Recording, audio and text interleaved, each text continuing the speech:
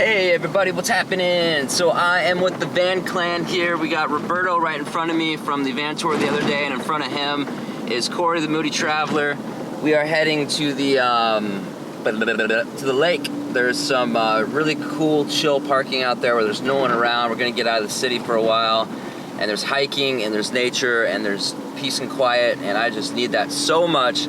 Because yesterday I went to my first music festival. I went to the Jazz Fest here in New Orleans, and it was incredible. It was intense. It was a really cool experience, but it's one that I will never repeat again. I don't like crowded places, and that was super, super crowded. But I got to see the Red Hot Chili Peppers. I saw an amazing jazz band, and I got introduced to this incredible hip hop artist. I think his name's J. Cole.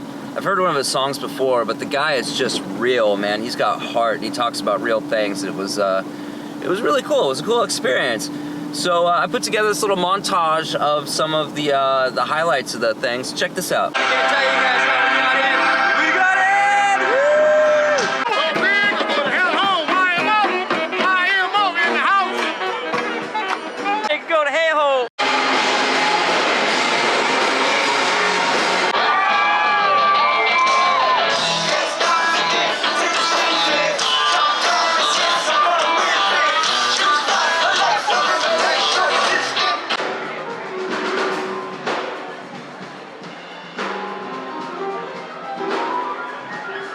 Yeah, so two of my favorite things about living the van life is, one, the camaraderie. You meet other people who live in vans most of the time. Obviously, individuals are individuals, but there's like an automatic like camaraderie with other people who live in mobile dwellings. It's pretty cool. You know, we want to know about each other's lives and what we're doing and everything. That's really cool.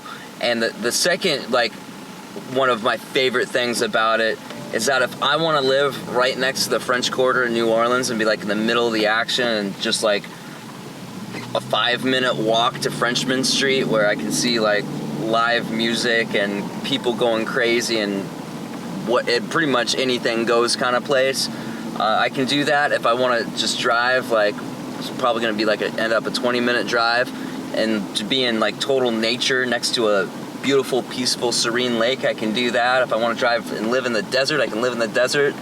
Point being, my backyard can be anywhere I want it to be, pretty much. And that is so cool to me, because when you get an apartment or a house, you're stuck in one spot. You know, you're either in the country or in the city or in the ghetto or in the like upscale part of town or whatever, you know.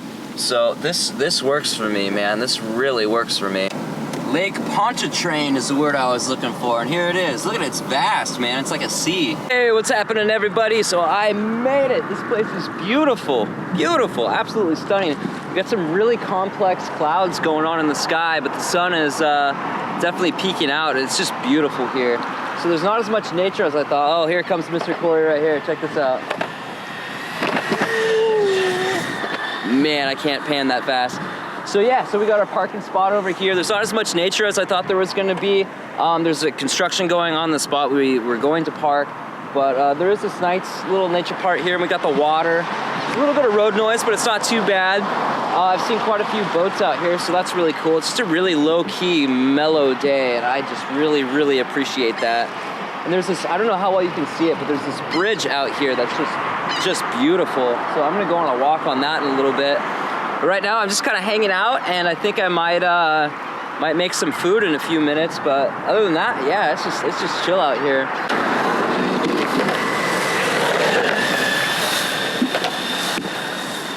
Hey guys, so I decided there was way too much traffic noise there for me. It was just too much. I needed some alone time in the wilderness, so I made it to the park here. Check this out. Isn't this beautiful? Yeah, so I mean, I'm still like right next to the road, but it's not nearly as busy here, so it's all good.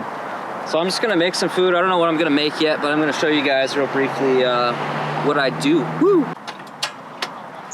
All right, cooking up some basic brown rice. So here's the brown rice.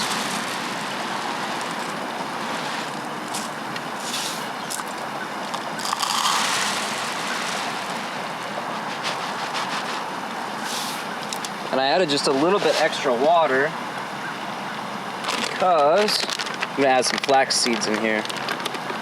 Doing some golden ones this time. I did the regular black ones last time. If I can get this package open.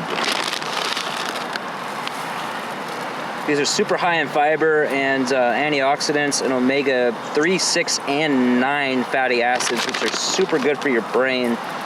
So these are good to eat as much as possible. And a splash of apple cider vinegar. Raw, organic, of course. All right, so rice is done. It's nice and fluffy, looks good. Get some flax seeds in there. Got this vegan sausage. I'm just gonna break this thing up into little tiny pieces and make some gravy. Add just a splash. Woo, that might have been a little too much, it's all right. Of coconut oil. The sausage is really, really good, by the way. It's a field roast vegan sausage, and I think it's apple, smoked apple or something like that flavor. It's really, really good. All right, so that's good on that. This is almond coconut milk blend. I'm just gonna turn it off.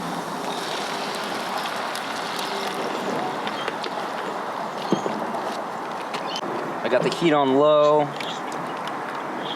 And I am totally playing this by ear, guys. There's no measurements here.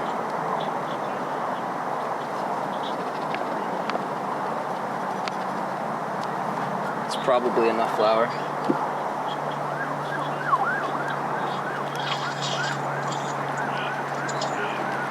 Definitely enough flour. Yeah, I'll just keep stirring this until it feels right. All right, little paprika.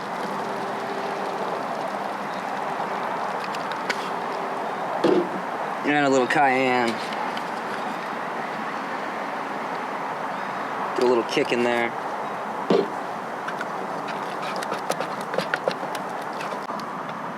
All right, so that's a very basic gravy and rice and flaxseed meal.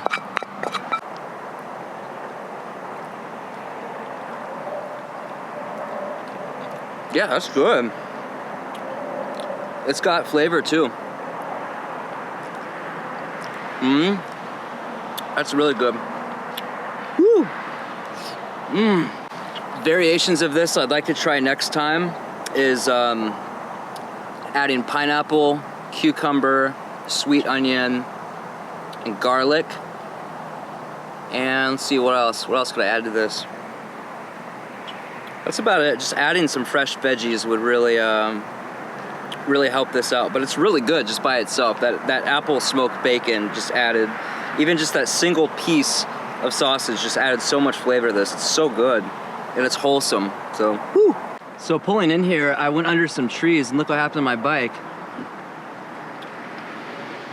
It totally like came off the rail things it's usually on. That's crazy. I wonder how long it's been like that. I'm pretty sure it's from these trees that I had to drive under. All right, guys, so it's amazing how fast this little tiny space can get so dirty so fast. Look at this mess. This is like 3 days of not cleaning. It's just terrible. As I said before, I'm gonna rip these carpets out when I get to Oregon and I have a place where I can just work on this thing a little bit and put some kind of rubber flooring in the front and the back. The carpet just builds up with dirt and it's impossible to get all of it out. These carpets were just filthy when I bought this thing. And even though I scrubbed and everything and I washed the hell out of them, it just never came out. And they just hold stuff in there and it's like the perfect environment for mold and stuff to grow. And I do not want that, so I'm tearing these things out and rubber floor the whole way. I'm gonna reseal the whole ground, the whole metal floor, and make sure that no water's coming in. And another thing I'm gonna do is I'm gonna sand and paint all the wood furniture that I built so that it's not a place where mold can grow. I'm gonna seal it with something where mold cannot grow. And I'm probably gonna take the headliner out and redo this thing and just do like the very best job I possibly can to get rid of all these wrinkles because it just looks bad. Probably do something on the back. I might throw up something on the side here where it's reflective. It's really awesome because the light reflects off of it. I don't know how well you're gonna be able to see that, but the light reflects off of it really well at night. It's really cool.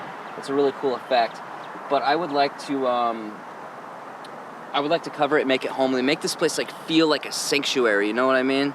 So like when I open the door, it's just like I'm in my safe place that just like feels like a sanctuary.